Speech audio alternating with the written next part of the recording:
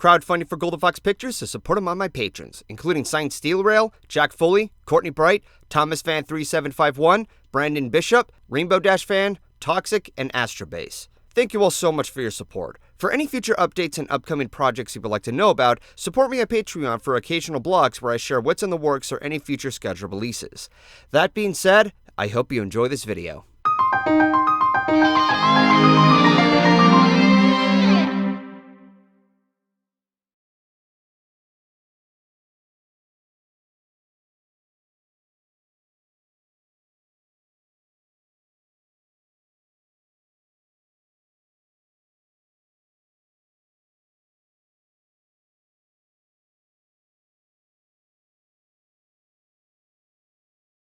It's hard to believe we're on the final season already. I'm not sure how to process that because my channel has been so dedicated to this show. Granted, there's Gen 5 underway, but you never know how successful that will turn out. Until then, I still have some unfinished business to take care of here. So, here's the beginning of the end, the last season premiere.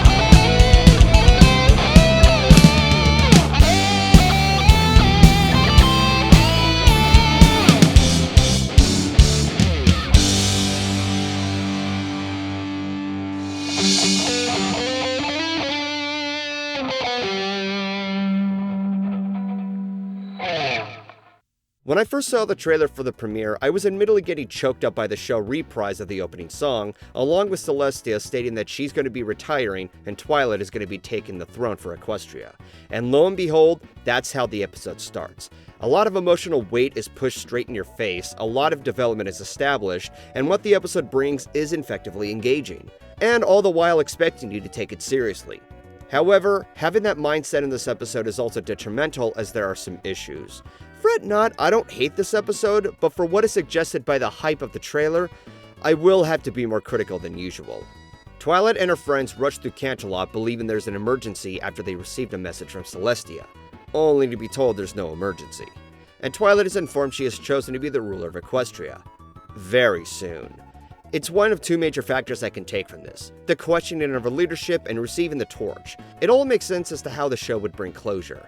I mean, if it just ends with Twilight and her friends riding into the sunset, it would just be the same ending as all the other seasons. But for Twilight taking control of Equestria, it does explain why Celestia picked her as her protege in the beginning of the series. However, this being sudden with Twilight is part of the problem when I said that the episode expects me to take it seriously. There's so much for her to take in, especially when you acknowledge how quick she is to freak out over anything she's unprepared for. It feels rather shoehorned to say the least, and to try to create some development for sisters by showing how flawed they can be. It does take effect at the end of the episode that they realize Twilight needs time, but the setup for the sisters' decision could have been written better. However, the support she has from her friends is a nice touch as they calm her down. It's very rewarding when you consider the experience of watching the whole series up to this point, recapping all the past two-parters by mentioning the villains. Along with that, having her friends eluding her past freakouts is admittedly hilarious. Classic twilighting. Twilighting? You made me a verb? It's not a bad thing. We just know you have a process. Twilight Nanas was funnier and the best gift ever. Regardless, Twilight and her friends, knowing their past experiences, are ready to take any obstacle they face. This plays a much more noticeable role in part 2. This is only the beginning though. The second major factor I can take from this is when we're reintroduced to the remaining villains, Chrysalis, Tyrek, and Cozy Glow. Sombra is back too as we're also introduced to the final villain, Grogar. He was said to be one of Gen 1's villains like Tyrek, but considering I haven't watched Gen 1, there's only so much I know. What this current generation brings us though, is him being the leader of what looks like the Legion of Doom. And that, I'm actually open to seeing as the setup feels like an old school Saturday morning cartoon. Most of what the show has been presenting in the past has been a theme of redeeming characters. For the most part, they've been nothing short of being controversial over and over and over again. I'm not going to get into the details though so that I won't bore you, but I can agree that this method has been overused. On the contrary, seeing the remaining villains grouped together is a breath of fresh air by comparison. The good versus evil trope has been looked down on as generic or done to death. Kind of ironic how the former is complained about. But regardless, I'm very excited about Grogar being the ultimate villain role, and anticipating to what his character will unravel. As of now, I don't have much to say about him since he's used very minimally. Until the finale, I'm going to keep my expectations low because I don't know what the finale is going to be about. So this food for thought can only be taken with a spoonful of salt. Not a grain, a spoonful. Speaking of characters being brought back, I'm glad Sombra has been given a second chance by the writers after the many issues I've had with him in the Crystal Empire. This I have a lot more to say compared to Grogar. The whole argument on having him written as a mysterious uneasy presence like Sauron has been such a shallow argument, one of which is the amount of obstacles and traps he's prepared for anybody to attempt to take the Crystal Heart, like with Twilight when she triggered them. Yeah, so much preparation in advance, which is what any villain will do. And they are overcome. Fantastic. Whenever it comes to villains, I want to know what is threatening about them in the action so that the audience will know easier. It's a simple show don't tell rule.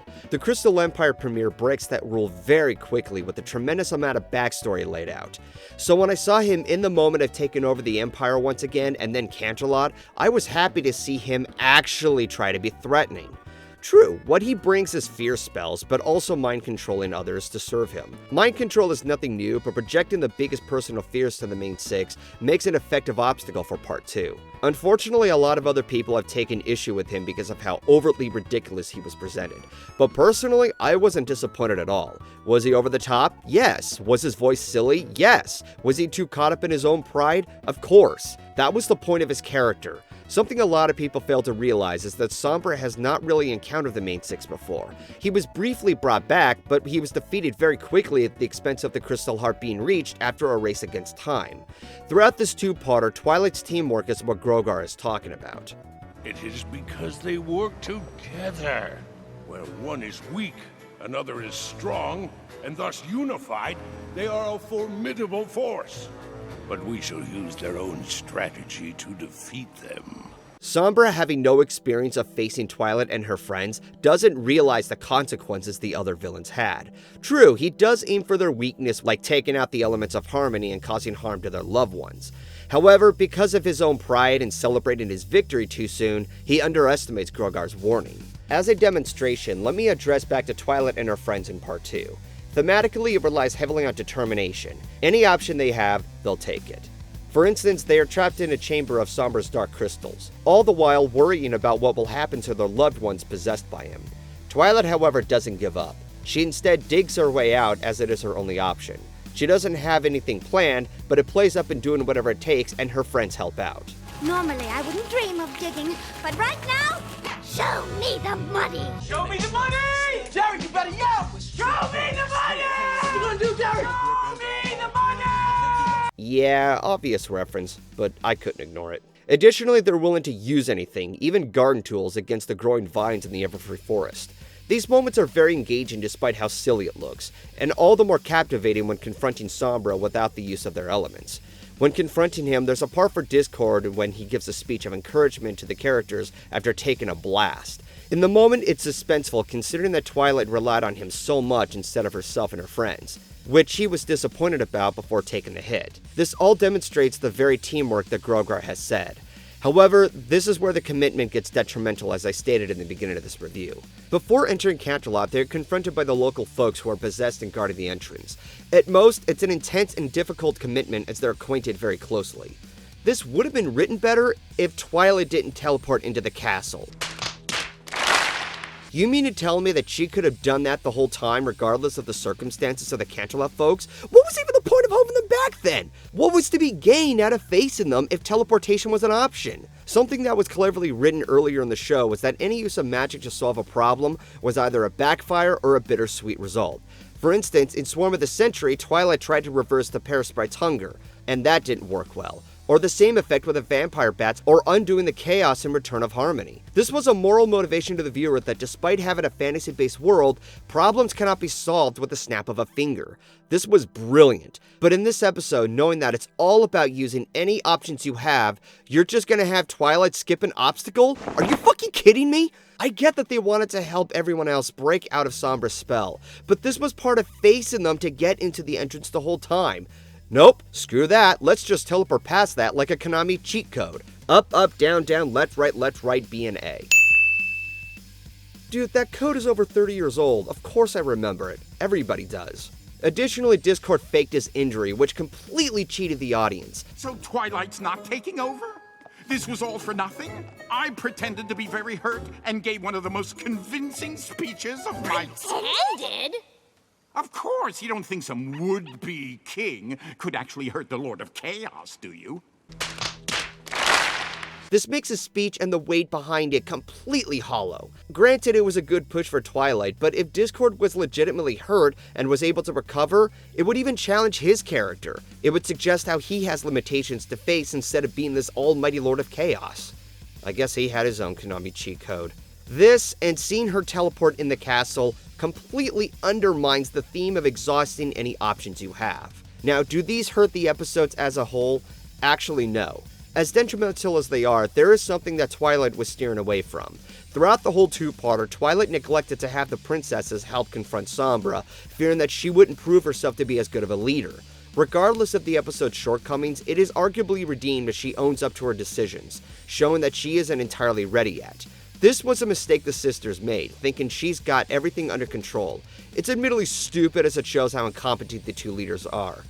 Then again, Celestia ruled over 1,000 years and is theoretically eager to pass the torch.